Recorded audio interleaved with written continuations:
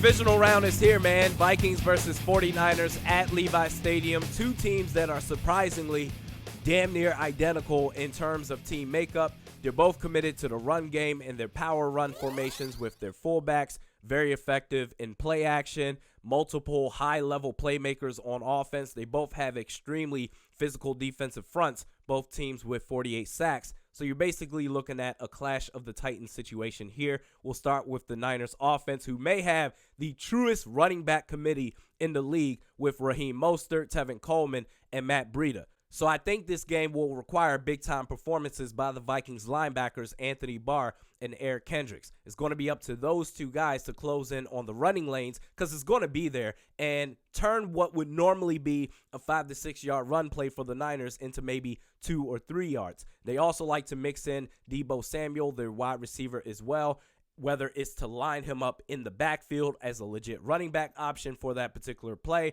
or if it's end-around runs. However this man gets the ball in his hands, he is dangerous in the open field. He's built like a tight end. My guess is that the primary defender guarding Deebo Samuel in this game will be Xavier Rhodes, who, you know what, shout out to Xavier Rhodes. I've been shitting on this dude all year long outside of the Deontay Harris play from Taysom Hill in the wild card round. Xavier Rhodes, he had a damn good game. Respect to him. And they also like to utilize a ton of screen passes in which the Niners are very effective with their open field blocking concept. Then you got Emmanuel Sanders, who they traded for from Denver. He's just a big play waiting to happen. Some of the best footwork in the NFL. My guess is Mackenzie Alexander and Mike Hughes being out absolutely sucks. So my guess is Trey Waynes or maybe even a mix of Holton Hill will be on Emmanuel Sanders. Just do the best you can.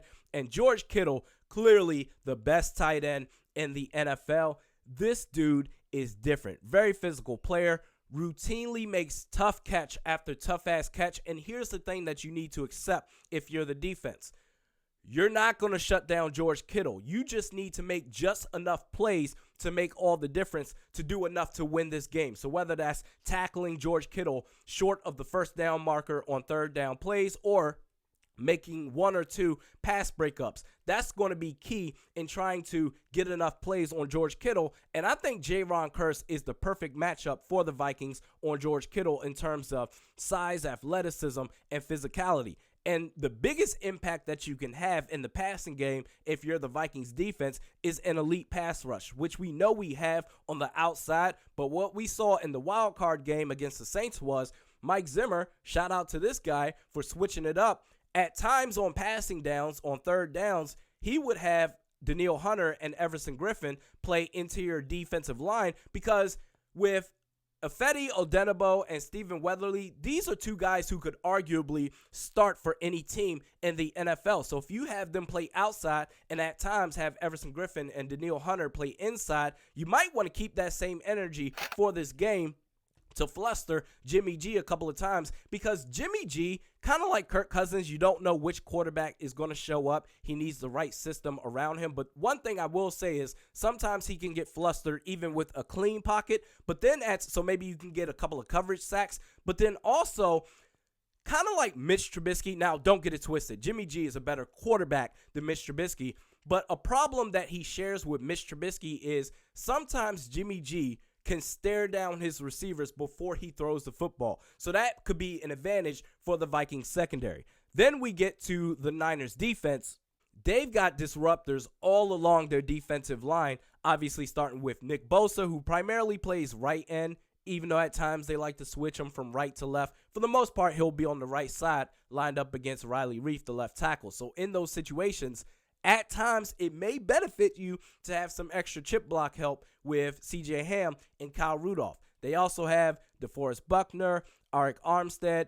Now, their pass rush hasn't been as great like it was in the middle of the season compared to what we've seen the last couple of games, or really much of the second half of the season, because for the most part, they've gone up against mobile quarterbacks. Now, Kirk Cousins is the complete opposite of that, so you have to expect the pass rush to be there. And then don't look now, but the Niners defense, they could potentially have 3 key players returning from injury. Their stud linebacker, Quan Alexander, their pass rusher, D Ford, and their starting safety, Jaquiski Tart. And so if any of those 3 players are able to play, even if it's just one of 3, or even worse, if all 3 players are able to be active on Saturday's game, that could present additional problems to the Vikings offense. Now, you also have to consider they're number 1 against the pass, number 3 in third down defense. They have playmakers at all 3 levels for this 49ers defense. Richard Sherman is playing a lot better than I thought he would at this stage in his career.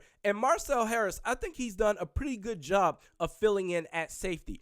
Their defense starts and ends with the pass rush. You have to expect it to be there. Short passes, screen passes, play action, run the ball, commit to running the football, because that's where their weakness is, if there is any, on their defense. And one thing I will say, speaking of play action, the second meetup between the Rams and the Niners a couple of weeks ago, back when the Rams were technically still in the playoff hunt, the Rams did a very, very good job of utilizing play action to get those big-time chunk passing plays against the 49ers defense. And for my money, I think the Vikings are the best play action team in the NFL. And quite honestly, I would say because these two teams are so similar, game plan against the Niners defense like you game plan against your own defense in practice. It's really crazy. And one last thing, it's outside of your comfort zone. It's in an outdoor stadium. It's on grass, so it's completely different from your home stadium, US Bank Stadium, on turf, and in a dome. So this is going to be a tough environment, hostile environment. The Niners, they haven't been in this position in quite some time, a couple of years since Jim Harbaugh was last there as head coach. This is going to be a tough game, but I think the Vikings can do enough to squeak this win. We'll see. We do this 3 times a week, Mediocre Best Sports Podcast with Realistic Randy. Check me out on Twitter at realistic_Randy, Facebook at Realistic Randy. The next podcast will be on... It'll either be on Saturday right after the game or on Sunday reacting to the results of the Vikings-Niners game. We'll see you then.